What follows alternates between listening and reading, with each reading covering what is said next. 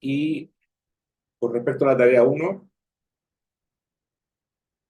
bueno, voy a subir una versión corregida de los tipeos. Hay unos errores de tipeo, por ejemplo, acá en gráfica, por ejemplo, y acá en la velocidad 1. Bueno, eso lo puse en el foro, pero lo voy a subir acá.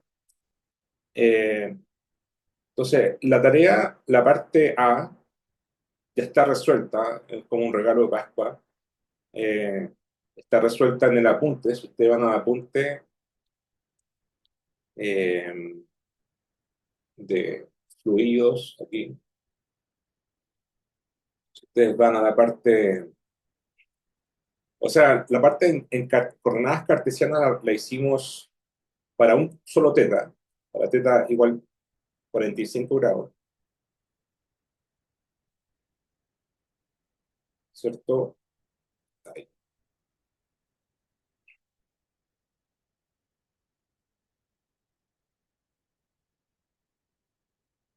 ahí está. Lo hicimos para 45 grados, para teta igual pi cuarto, pero si ustedes ven el apunte más adelante, aquí está hecho en coordenadas polares, ya estoy en coordenadas cilíndricas, ahí está hecho para cualquier teta y en los dos dominios, en el dominio del antearco, que sería antes de subducción, bueno, en realidad en la parte oceánica, este es la subducción, en la parte oceánica, este es un manto astenosférico, un fluido, acá estamos en la cuña astenosférica y aquí tenemos otro dominio. Entonces, según el apunte, eh, B significa back arc y F for arc. ¿Ya? Entonces, back arc significa después del arco, en realidad de aquí para allá, perdón, de aquí para allá y for arc de aquí para allá. ¿Ya? Pero ahí está la solución hecha, digamos, en polares, pero ustedes tienen que programar. Entonces, esa es la dificultad. No sé si es una dificultad ahora con toda la inteligencia artificial, pero tienen que hacer los gráficos de la línea de contorno, ¿cierto? De la función de corriente y de los flujos de velocidad. Entonces, bueno, voy a poner la tarea. Aquí está. Entonces tienen que llegar a cosas como esta,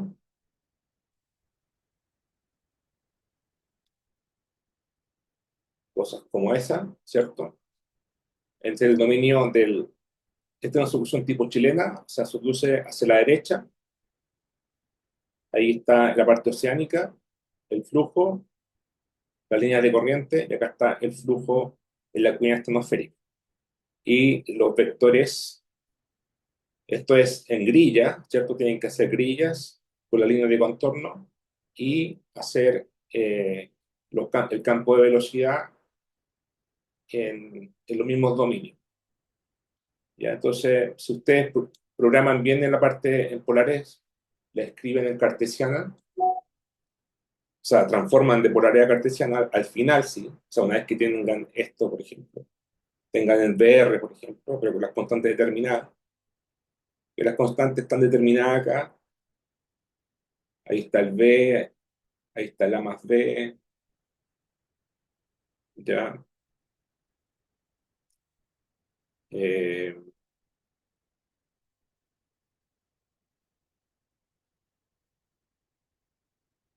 Esta es la función de corriente. Si tienen la función de corriente, tienen todo, porque pueden graficar la función de corriente y pueden calcular las velocidades, ¿cierto? Recuerda que las velocidades ahí está, BR en polar es 1 sobre R por densidad de teta y B sub teta sería, ahí está, menos densidad de R. Ya, entonces tienen todo, como conocen sí, la función sí para cada dominio, este es para el trazarco, este es para el antearco, pueden hacer los gráficos. Entonces tienen que programar. Y la otra parte del problema era calcular los torques, ¿cierto? Bueno, aquí estaba por si acaso dicho el U, ¿eh? También, ahí estaba puesto el U. Eh, Después calcular las presiones, ¿cierto? Y las presiones también están calculadas acá en-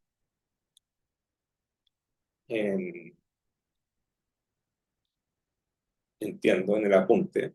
Ahí están. Presión para el trasarco, negativa, y para el antearco, positiva. Entonces ustedes no solamente la pueden calcular en la interfaz, sino que también pueden calcularlo para cualquier teta. Entonces, lo que yo pregunto después creo que es, calcule el P, bueno, pueden poner aquí R de teta si quieren, pero lo importante es que lo grafiquen, ¿ya? Y, claro, aquí le pregunto calcular nomás, cuando eso también está hecho, fue un error, o sea, fue un error entre comillas, ¿ya?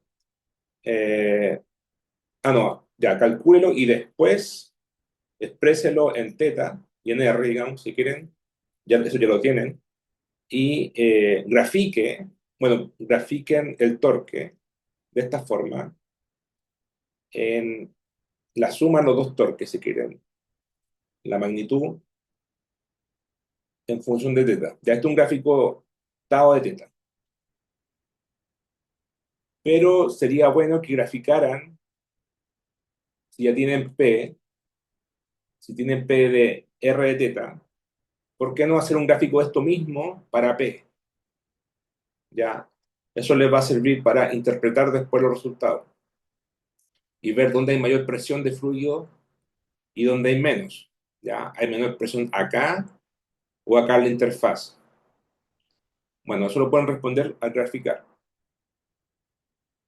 Ya, y, y bueno, aquí pongo, desarrolla una estrategia para estimar el torque producido por el slack pull. Pero en realidad eso también está hecho porque ustedes van acá al apunte y aquí está calculado el torque por el flujo y por gravedad. Entonces, eh, sí, bueno, aquí se equilibran, ¿ya? Se equilibran para encontrar el ángulo de equilibrio, pero lo que pueden hacer es, como calculan aquí el torque por flujo, que está escrito acá, la idea es graficarlo, ¿ya? Graficar este torque, cada uno, el torque de flujo y de gravedad, en función de teta sub p, este en función de teta sub p, y este en función de teta sub p también, ¿ya? Para los dos dominios. Entonces, al graficar los torques, ustedes se van a dar cuenta dónde están los máximos, dónde están los mínimos, y pueden hacer una interpretación geológica, ¿ya? Bueno, aquí se hizo un equilibrio y va a depender obviamente de los valores de la velocidad, del largo, para encontrar el teta de equilibrio, que en este caso 63 grados, que es como el ángulo de subducción en Marianas, ¿ya? Pero si cambiamos el L, por ejemplo, si cambiamos la viscosidad, la velocidad va a dar otro teta. Entonces, todas esas cosas que se llama análisis paramétrico, lo pueden hacer ustedes con su propia creatividad y poder interpretar. Porque al final se pide discutir los resultados. ¿Ya? Y más encima o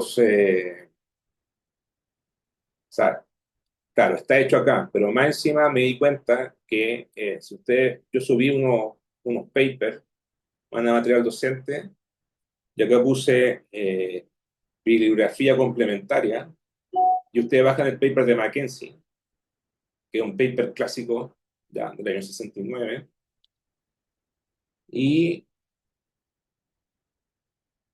ahí está el paper. Es muy largo el paper, pero pueden concentrarse en una parte nomás. Mackenzie es un profesor muy viejo, de tener como 90 años, de geodinámica de la Universidad de Cambridge, en Inglaterra. Bueno, antes estaba en California, en Caltech, pero ahora está en Cambridge, en inglés. Y Él desarrolló el, ahí está, bueno, son de calor.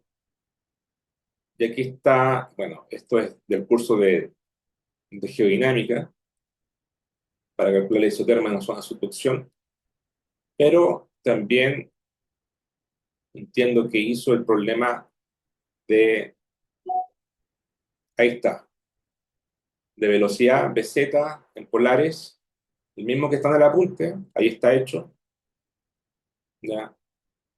Y se llegan a las mismas soluciones. Entonces, pueden ver las dos cosas, ¿ya? Ahí está el campo el campo de velocidad. Entonces, le va a servir este paper como complemento para discutir su resultado. ¿Ya? Llegan a lo mismo, entonces tienen esos materiales. ¿Ya? ¿Alguna pregunta de la tarea?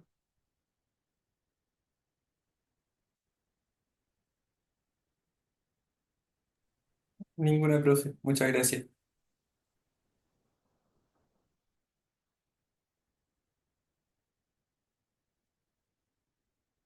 Entonces vamos a la última materia del curso, el último capítulo, que es pliegues, folding, Profe, ¿sí? antes de ver eso, me quedó una duda de la clase anterior, de una fórmula. O sea, una expresión a la que llegamos, que es la 52, creo, De acuífero. de acuíferos, ¿sí?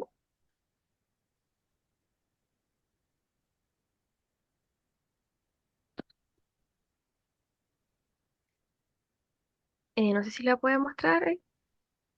Sí.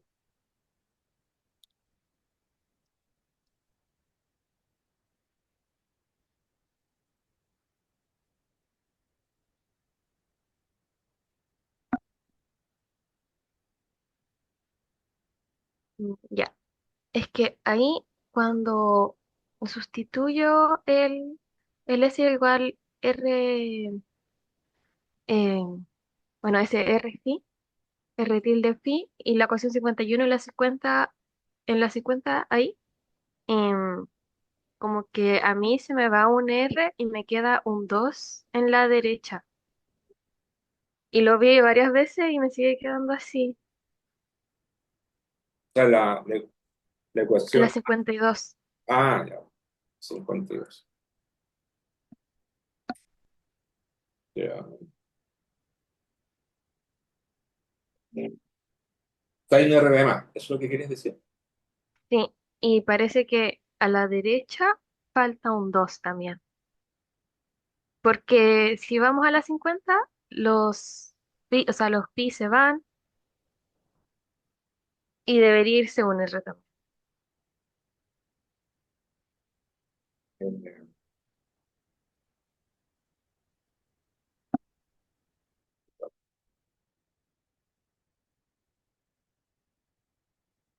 Acuíferos.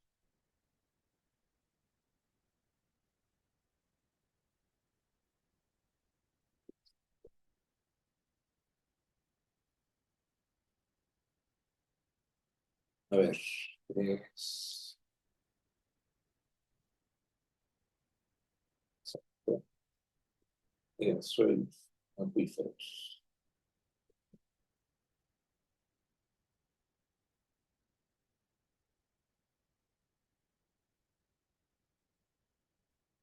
Ah, ya sé. Ya. Entonces, la ecuación 52,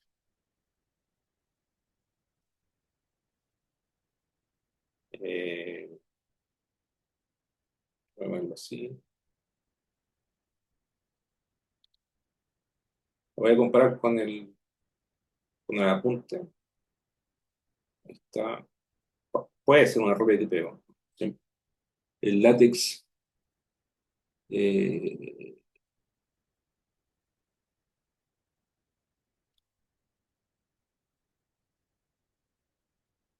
se reemplaza. Ya. Ecuación 52.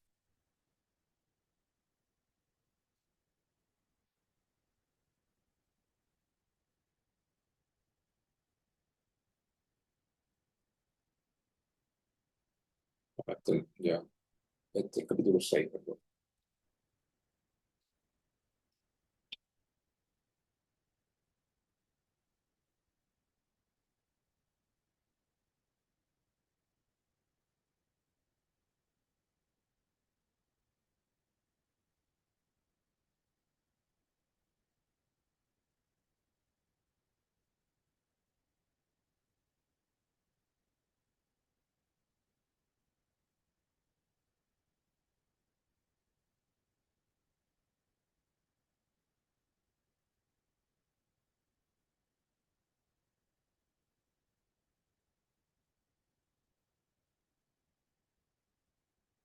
Capítulo 6, acuíferos.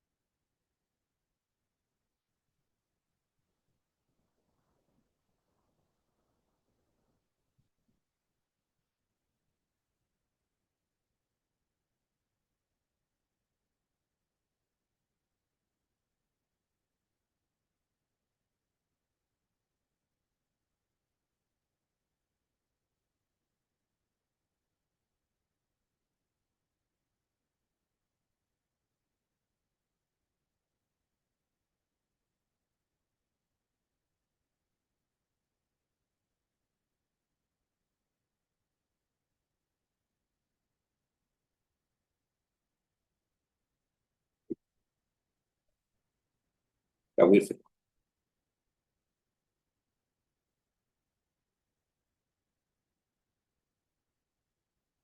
Sí, ya,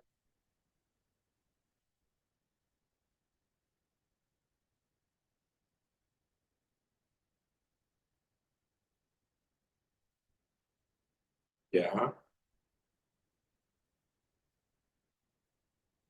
Y bueno, según el libro, de ahí vemos la gráfica, pero según el libro, R cuadrado, proceso P, de Z promedio, R prima, de T prima, de pi, 48K, 11B, A con K, no, ahí está el K, R prima B, seno teta, ya, está bien, según el libro está bien. Ah, es que ahí lo que es diferente es que usted puso el diámetro, partido por el diámetro. Ah, Y claro, y con el diámetro entonces ahí sí, queda, sí, está mal el sí. diámetro está más, está de más. Entonces, a 2R, Claro, con ese 2R me queda bien. O o sea, sí, sea, el D está de más. sí, Ya, ya no, lo voy a corregir, ya. Probablemente lo copié, error de tipeo, cuando uno copia, cuando escribe en látex, lo copié de acá. Ya, gracias.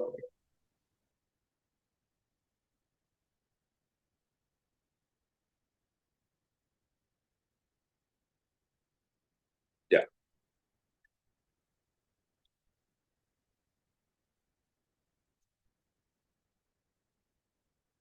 ya. Los pliegues son de formación, ¿cierto? Eh, digamos, por compresión, ustedes tienen un estrato, ustedes lo presionan y se forma un pliegue que es como se levanta hacia arriba, digamos, pero también puede ser hacia abajo. Se levanta y genera una amplitud y una longitud de onda. Ahora, esto puede ocurrir, de hecho lo resolvimos para el caso elástico, en el caso de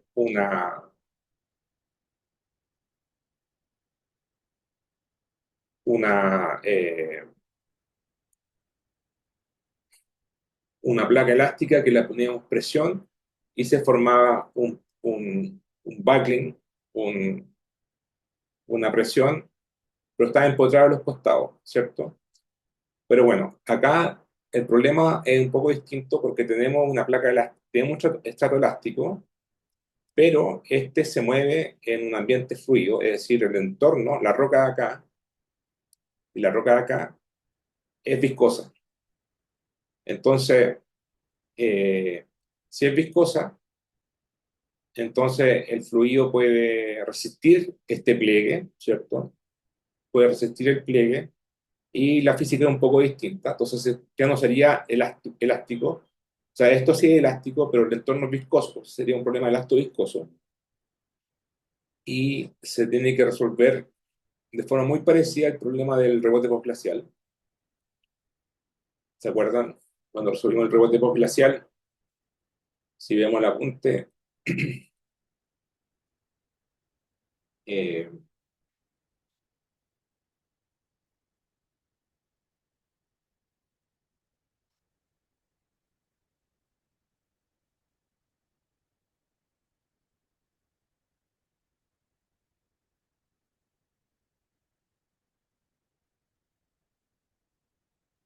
lo que hicimos fue, teníamos una carga inicial, que era un glacial, y este defectaba la litósfera, ¿cierto?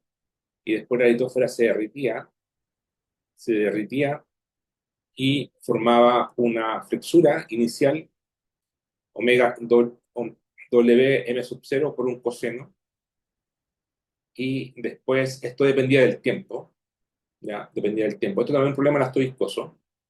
Esta es la respuesta elástica inicial, que no depende del tiempo, pero después tiene una dependencia en el tiempo con la viscosidad, que la litósfera está inmersa en un fluido o está sobre un fluido viscoso. Entonces, ocupamos una función de corriente de esta forma, dependencia de X y dependencia de Y resolvimos con esta solución de exponencial y multiplicado por Y, ya, más o menos. Eso fue lo que hicimos para el problema del rebote postglacial, y acá en el problema del pliegue es muy parecido. Lo que se hace, se parte con una función, una dependencia inicial, se ponen aquí t igual 0, tenemos que la flexura es un coseno de 2pi x lambda con una amplitud w sub b, que sería esta amplitud, y esto sería un coseno, ¿cierto? Eh, o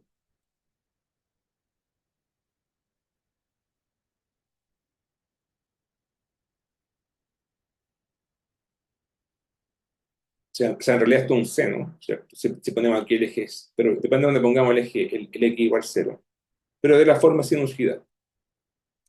Ahora, ahí está, es lo mismo, ponemos el seno acá, ¿cierto? Seno, y para la función psi de corriente, y las constantes A, B, C y D, y de la forma 2pi y lambda. Esta es la dependencia en Y, esta es la dependencia en X. Es igual al problema del rebote postglacial, pero aquí las condiciones de borde son, bueno, estas son iguales, de no divergencia, es decir, que la velocidad eh, no tiene que ser infinita. Entonces, para que no sea infinita la velocidad, necesitamos que las exponenciales positivas sean cero. O sea, las constantes, las que acompañan las exponenciales positivas, sean cero. Es decir, C y D sean cero, ¿ya? Cuando y tiene infinito. Entonces, esto va a converger, y esto va a diverger, entonces lo hacemos C igual de C. Entonces nos queda esto, y faltaría encontrar las constantes A y B. Y recordar que el fluido tiene una viscosidad eta, o U, el libro ocupa mu, pero bueno, en geodinámica se ocupa eta. El Turcot es ingeniero, por eso ocupa letras de ingeniería, el mu, y, y ustedes saben que Bx es menos decía de y Bi es decía de x. Entonces podemos calcular Bx, ahí está, y podemos calcular Bi, cosa de derivar esta función. Ahora, también el rebote postglacial lo hicimos, ya demostramos que la presión de fluido era de la forma 2 eta a 2 pi lambda cuadrado coseno 2 pi x lambda. Y eso era igual, esa era la presión normal, ¿ya? Que era igual a la presión hidrostática producida por el alzamiento o subsidencia W. Si ustedes pueden revisar los apuntes y van a rebote postglacial, cuando calculamos la presión, ocupamos la ecuación de Stokes, y ahí está el análisis, ¿cierto?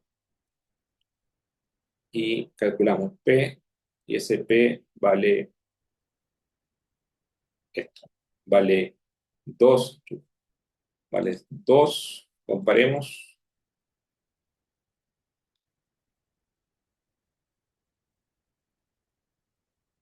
2, aquí está, 2 eta, no, este es W, perdón, ahí está el P, 2 eta, 2 pi lambda cuadrado, coseno de pi. Ya es exactamente lo mismo, la misma presión, el mismo problema, la parte de fluida. Y la velocidad, y también la calculamos, la velocidad ahí está. Bueno, la velocidad ahí está acá también, ¿ya? Entonces ustedes pueden, ahí está la velocidad vertical, y si ustedes comparan esta ecuación con esta ecuación, pueden darse cuenta que como P sub P es 2 eta, 2 eta, bueno, 2 eta A, 2 pi cuadrado coseno de pi, pueden tomar esto y poner el P sub B aquí, poner A, poner el P sub B aquí, tienen que dividirlo por 2 eta para que se vaya con el de acá, y dar vuelta a este para que se vaya. No va a quedar esta igualdad, ¿ya? O sea, este peso I en I igual 0, esto va a quedar 1, perdón, va a quedar A, esto va a quedar 1 y esto va a quedar A. Entonces, pura álgebra, ¿ya? Esto o sea, peso I se relaciona con P sub P de esta forma por una relación algebraica. Lo físico aquí, lo interesante es que ustedes se acuerdan también que la velocidad en la interfase y en la interfase, ¿ya? En la interfase se coloca sobre aquí si quieren, en el sólido, la interfase líquido-sólido, ahí, la velocidad del flujo tiene que ser igual a a la derivada temporal de la flexura, ¿cierto? La velocidad tiene unidades de metros por segundo y la flexura tiene unidades de metro, pero la derivada temporal de la flexura era en la interfase, solo la interfase, va a ser igual a esto. Va a ser igual a B sub I en I igual 0 va a ser W punto o de W a de T, ¿cierto? Que sería la velocidad vertical en la interfase. Si no estoy en la interfase, obviamente estoy en el fluido y no pasa no puedo relacionarla con la flexura porque la flexura está en el sólido, ¿ya? Bueno, reemplazo este TWT acá y puedo despejar P sub B, ahí está,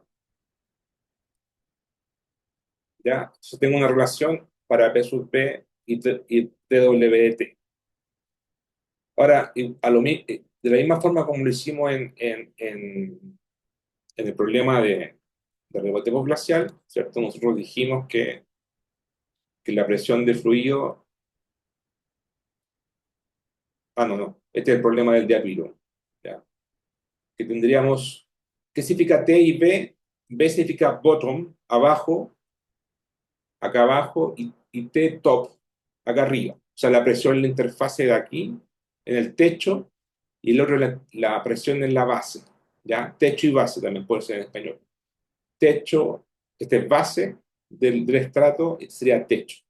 Entonces, si por ejemplo va para arriba la flexura, entonces se ejerce, empuja el fluido para allá, ¿ya? Entonces aquí habría presión positiva y acá habría succión, ¿ya? El fluido tendería a alejarse, o sea, subir y este bajar, o viceversa, ¿ya? Si Si yo presiono por abajo, por ejemplo, ¿cierto? Habría una fuerza de empuje. Ustedes saben, ¿cierto? Si ustedes empujan una pelota, va a ir en la dirección contraria la reacción del fluido. Entonces, por eso tienen los signos cambiados, las presiones, igual que el problema del diapiro, tienen que la presión de arriba, ya va, o sea, si tengo una presión, va a haber una despresión, ¿ya? Y P sub T igual menos P sub P, por lo tanto, de la ecuación constitutiva de la vertical, que ya sabemos que vale, o sea, tiene que ser igual, esto es por equilibrio, ¿ya? Tiene que ser igual por equilibrio, el esfuerzo normal tiene que ser igual a la presión de empuje, porque ρm, bueno, aquí no es ρm, es ρ nomás, ¿ya? Es ρ, o sea, en el caso de la litósfera es ρm, aquí puse ρm, pero en el caso de esto sería ρ nomás, o ρ sub c, depende de la densidad de la roca, o la densidad del fluido nomás. G por W, entonces ese W se comporta como una carga, porque es como que se levanta y genera una carga W. Entonces esa carga, por la ecuación constitutiva, es menos P, esto es menos P más el esfuerzo diatónico. Es la ecuación constitutiva para el esfuerzo viscoso. Y n igual 0 siempre. Bueno, ahí está el esfuerzo diatónico, bueno, la presión de fluido menos P, y más 2 eta de BI a DI. Bueno, esto en realidad, esta derivada ya la hicimos, porque es la misma del problema de rebote postglacial. Si ustedes derivan de BI a DI, igual a N igual 0, les va a dar que vale 0. ¿Ya? Entonces, la carga Q de X eh, va a ser igual, digamos, a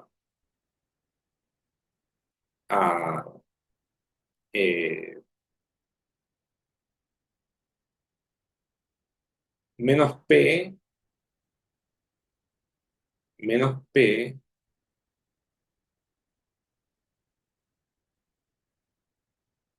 pero aquí no.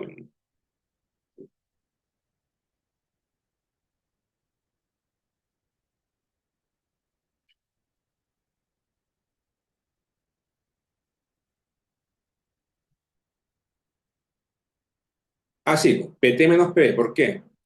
Porque tenemos dos cargas, tenemos dos presiones, por arriba y por abajo, ¿cierto? O sea, que tengamos dos presiones sobre una flexura elástica, igual que la tarea 1 de geodinámica, ¿cierto? Sería carga de subsuperficie y carga de superficie. Carga de superficie, la presión arriba, PT. Carga de subsuperficie, P sub B. Entonces tendríamos dos cargas. Entonces en la carga Q sería, esto está de más ya, sería PT menos PB. ¿Ya? Entonces, como tiene siendo cambiado, porque si hay una presión, entonces sería despresión. Bueno, al final, como tenemos esta relación, se pueden decir que sería menos 2 PB. ¿Ya? Y eso está bien porque tenemos dos presiones, por arriba y por abajo. Entonces hay que sumar las dos presiones. ¿Ya? Hay que sumar las dos presiones. Y sería la carga que sufre, digamos, o que experimenta el estrato elástico, ¿ya? Que sería por presión de fluido, ¿ya?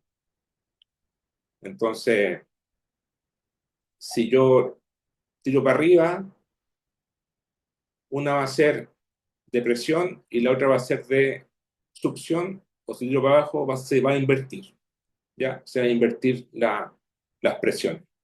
Entonces, al final se van a sumar las dos presiones y queda menos 2, por ejemplo, menos 2 PB. Esa sería la carga, ¿ya? Y la presión la tengo acá, P sub B lo tengo acá, entonces puedo decir que esto es menos 2 por esto, y nos queda menos 4 eta 2 pi lambda de W a dt. Entonces tengo la relación entre la carga y la flexura. Bueno, eso es con respecto a la parte fluida. ¿Ya? Esa ecuación es con respecto a la parte fluida. Pero, ¿qué pasa dentro de la viga o dentro del estrato elástico?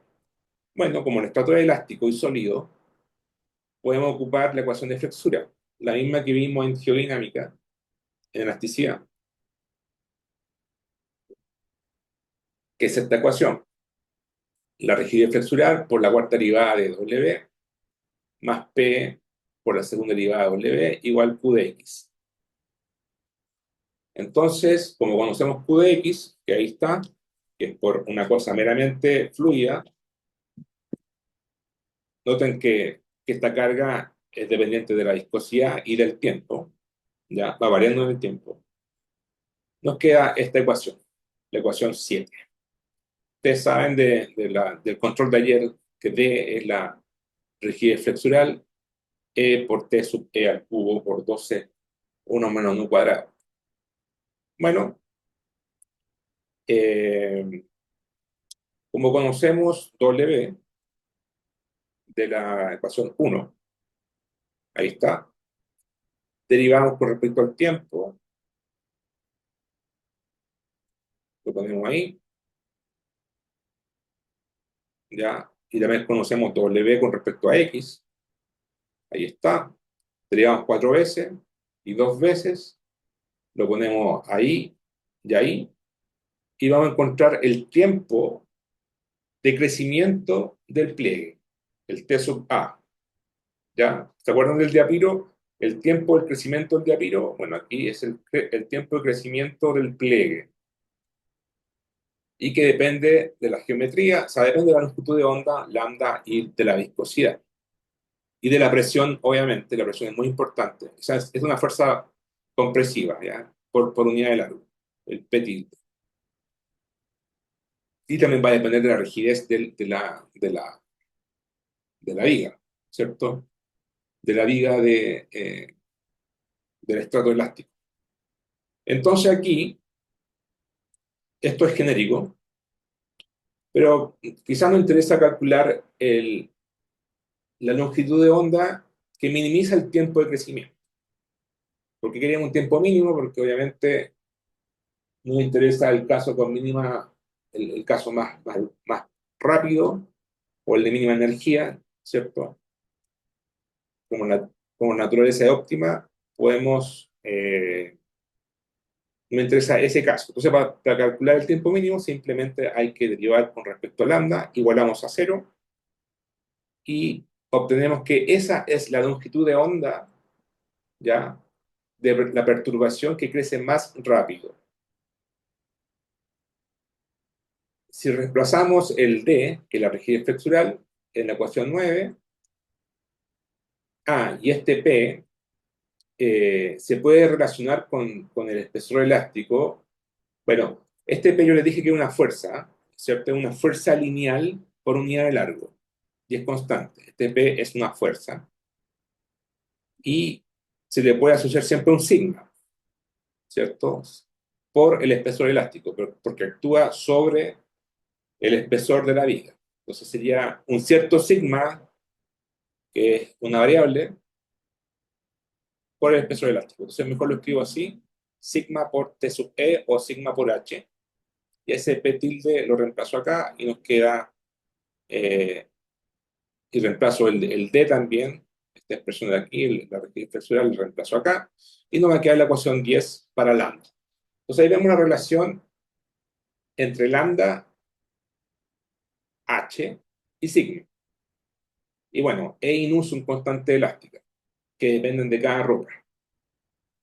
Entonces, ese lambda es el lambda que minimiza el tiempo de crecimiento, ¿ya? Se espera que inicialmente una capa elástica de roca rodeada por una roca de comportamiento fluido desarrolle pliegues con longitud de onda con dependencia en H y sigma, ¿ya? H y sigma. Obviamente, si el H es más grueso, la longitud de onda va a ser más grande, ¿ya? O sea, si el H es más grueso, significa que va a ser más rígida, ¿cierto? Si es más rígida, los pliegues van a ser más largos, va a ser más largo. Ya, si son delgaditos van a ser más agudos los pliegues. Esa es una cosa. Lo otro es a menor, a mayor sigma, a mayor presión, va a ser más, va a ser menor la longitud de onda, va a ser con mucha amplificación, pero con menor longitud de onda. Tiene sentido. ¿Ya? A mayor presión, el lambda va a ser más chico, es decir, va a ser algo así. Va a ser como muy agudo, mucha amplitud y poca longitud de onda. ¿Ya? Bueno, aquí se muestra un gráfico de experimentos en laboratorio de rocas sedimentarias, en el cual se aplica un sigma y para distinto h y se obtiene el lambda. ¿Ya? O sea, para dar un h se tiene un lambda. Y se tiene estos puntitos, ¿ya? Que son las medidas en laboratorio, y que es bastante lineal. Si ustedes hacen esto una recta, esa recta tiene una pendiente de lambda dividido por h igual 31,4. Este es un experimento que hizo Curie en el año 62, ¿ya? Y si es lineal, el h versus lambda es consistente con esta ecuación. Lambda con h son lineales. Esto es una constante, si quieren. Es una constante y o sea, da un sigma, la relación entre lambda y h es lineal. ¿Ya? Eso es lo que se hizo en el laboratorio. Ahora,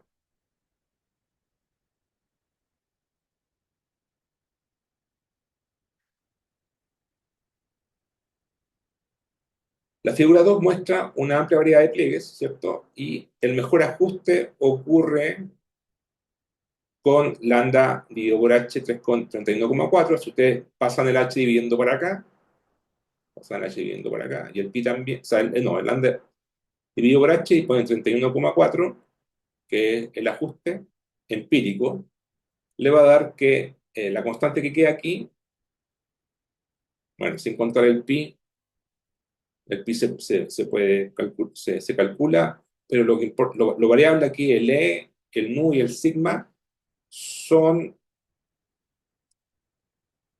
dados estos valores numéricos, esta cantidad es 10 elevado a menos 2, ¿ya? Y para el caso de rocas sedimentarias, ya uno conoce, por otra parte, conoce el módulo de Young y conoce el nu, entonces uno puede despejar el sigma, ya eso es lo importante, ya porque ustedes tienen que recordar que cuando ustedes van a terreno y ven un pliegue, ustedes no tienen idea con qué esfuerzo se hizo. Ustedes pueden calcular la deformación, pueden ver la deformación, le pueden sacar fotos de la deformación, pero no pueden calcular tienen que estimar la presión o la compresión en este caso, los esfuerzos. Entonces aquí estamos estimando los esfuerzos para este pliegue, para rocas sedimentarias que cumple esta relación empírica para distintos espesores y dan distintos lambda, ¿ya? Entonces se concluye que el sigma es, claro, en realidad esto creo que ni siquiera es laboratorio, esto es observación en terreno. Ustedes van a terreno, ven un pliegue, tienen un lambda, tienen un h. Por ejemplo, acá tengo una foto de pliegues. Aquí tenemos un pliegue redondo, ¿ya? Y angulares. Pero pensemos en los angulares, esto. Entonces ustedes pueden tomar, digamos, pueden ver el estrato y calcular su h y su longitud de onda. ¿Ya? Ahora, si se dan cuenta, son concéntricos, son varios semicírculos, después vamos a ver por qué.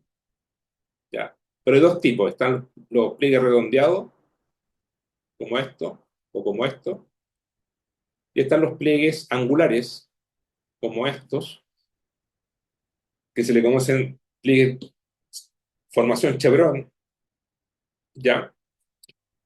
Y ¿Y por qué son angulares? Porque la redondez se quebró, ya, se quebró, o sea, fue tanta la presión que se quebró el pliegue y se formó una falla, entonces, una discontinuidad.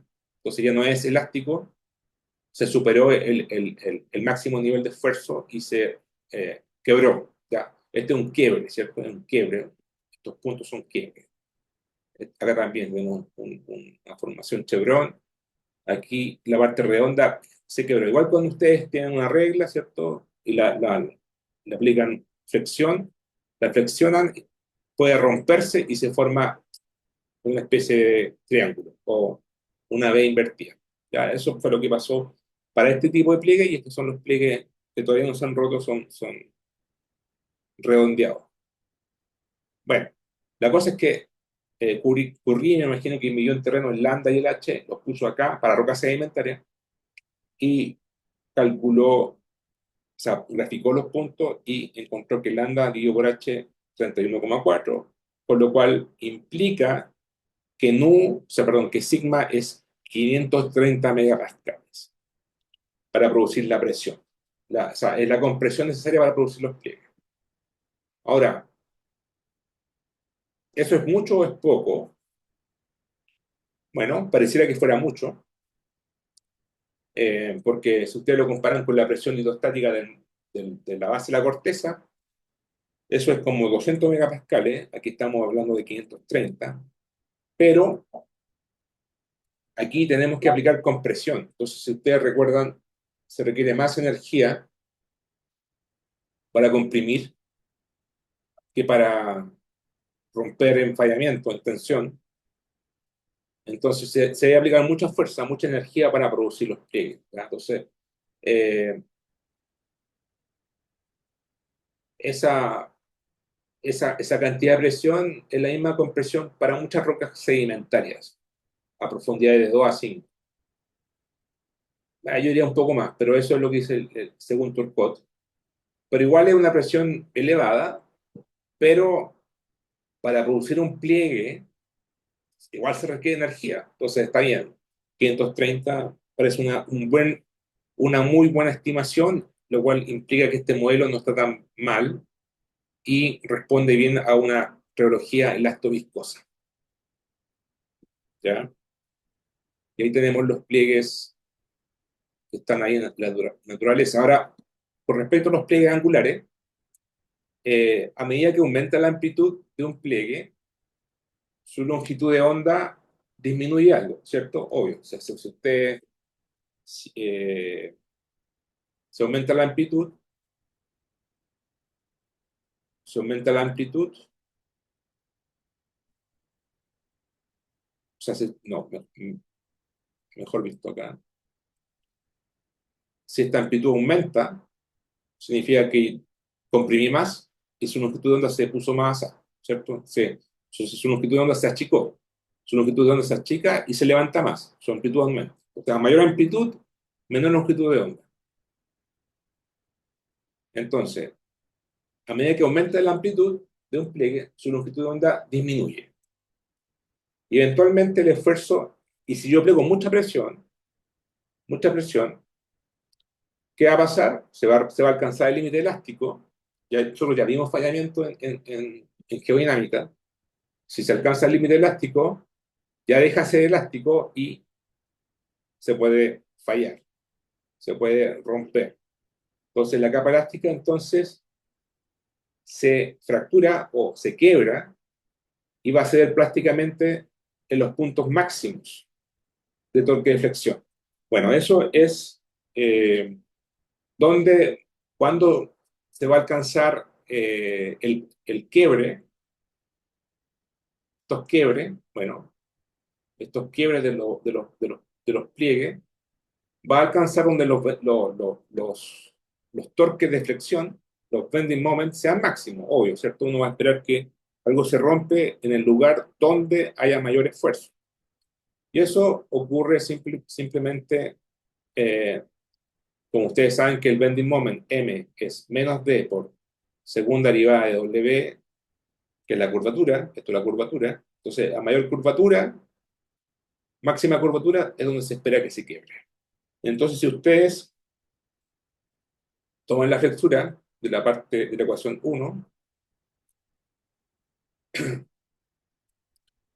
1, aquí derivan dos veces y guardan a cero, le va a dar que los pliegues se van a quebrar para x igual a más o menos n lambda medios. ¿Ya? Es decir, para cosenos de pi medio, cosenos de 3 pi medio, cosenos de 5 pi medio, ¿cierto? Ahí tenemos eh, máximos, bueno, tienen que llegar con respecto a 3 igual a cero y le va a dar esa cantidad. N lambda medio, sí, es n lambda medio. O sea, derivan esto una vez más, igualan a cero, le va a quedar un seno y aquí le va a quedar un seno, entonces 2 pi x lambda. Entonces para x igual n lambda medio va a ser para pi, para 2 pi, etcétera. ¿Ya? Bueno, ahí van a tener varios pliegues, o sea, varios quiebres, y esos varios quiebres pueden verse así. ¿Eh? Ahí tenemos un pliegue, o acá tenemos un pliegue con esta longitud de onda y esta amplitud. Después vamos a tener otro pliegue con esta amplitud y con una longitud de onda más corta. Después vamos a tener este otro pliegue y así. Ya son concéntricos aproximadamente, ¿ya? Hay que tener un poco de instinto aquí, pero son bastante concéntricos los pliegues y se quiebran y su amplitud disminuye. ¿Ya? Entonces, si se produce una flexión plástica, se espera un pliegue angular o de forma de chevron, que son estos de aquí. ¿Ya? Entonces, sería bueno combinar este curso con los de geología y no solamente verlo desde el punto observacional, sino que también desde el punto de vista físico, para explicar el mismo proceso, ¿ya? El mismo fenómeno. Hay una persona, para que se den una idea de la escala, ¿ya? Hay una persona, varios metros son este pliegue. Entonces, eh, los pliegues son ramas casi rectas de este tipo, son frecuentemente observados. Aunque muchos pliegues observados exhiben una deformación plástica en la zona dominante, un miembro competente del redil, hay muchos otros que se observan de una forma curva. ¿Ya? Entonces están los curvos, los que les decía yo, y están los, eh, los con esquinas angulares o la formación chevron, que al parecer son los más comunes, pero también se han visto de esto. No sé cuál es mayoría. Obviamente, mientras más frágil o mayor presión, se espera algo así. Y si la presión no es tan alta o la roca es competente, se va a esperar algo así. Entonces pueden hacer pueden inferir propiedades reológicas simplemente con la forma geométrica del pliegue. ¿Ya? Las de arriba son arenisca, caliza, limosa, intercaladas con arenisca, y las de abajo son anfibolitas, que son rocas son rocas metamórficas de la corteza, ya principalmente la corteza oceánica, y como son roca ígnea, son más rígidas que las de arriba. Entonces, aquí por una mera cosa de la rigidez de la roca, se forman estos pliegues redondos, y estos que son más débiles, roca más débil, pliegues angulares. ¿Alguna pregunta?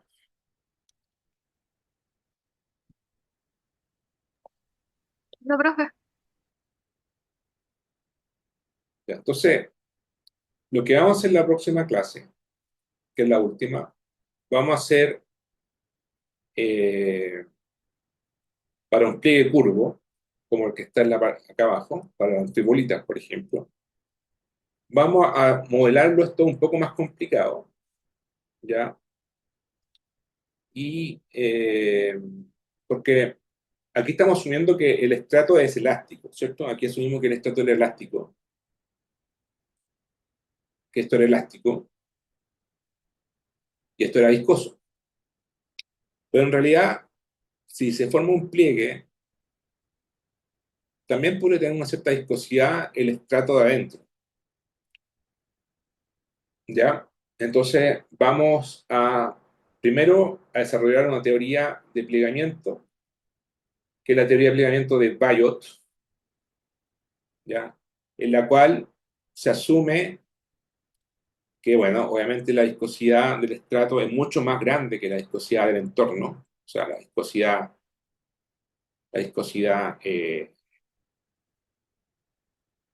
del sólido es mucho más grande que la del entorno. Y eso es bastante razonable porque como antes dijimos que esto era un sólido elástico, bueno, decir que esto es súper viscoso versus esto significa, es algo, no es lo mismo, pero es parecido, ¿ya? Entonces vamos a asumir que el estrato de adentro es súper viscoso comparado con el entorno y entonces la teoría de aplicamiento de Biot asume que la capa competente es un fluido newtoniano con una viscosidad eta 1 que está incrustado entre dos fluidos semi-infinitos con viscosidad eta 0, aquí me equivoqué, eta 0. Y, y bueno, para analizar esta teoría, vamos a ocupar elementos de geodinámica que ya vimos en el curso paralelo.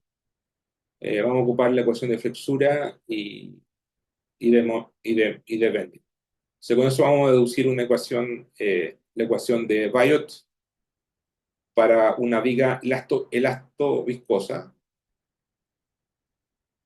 y vamos a comparar, que es muy parecida, la diferencia que aquí tenemos dependencia en el tiempo. ¿Ya? Se da cuenta muy parecida, pero aquí tenemos dependencia en el tiempo versus la elástica que no depende del tiempo. La energía elástica es independiente del tiempo, es instantánea y solamente depende del espacio, ¿ya? Pero el elasto viscoso depende del tiempo. Entonces vamos a comprar las dos soluciones de pliegue.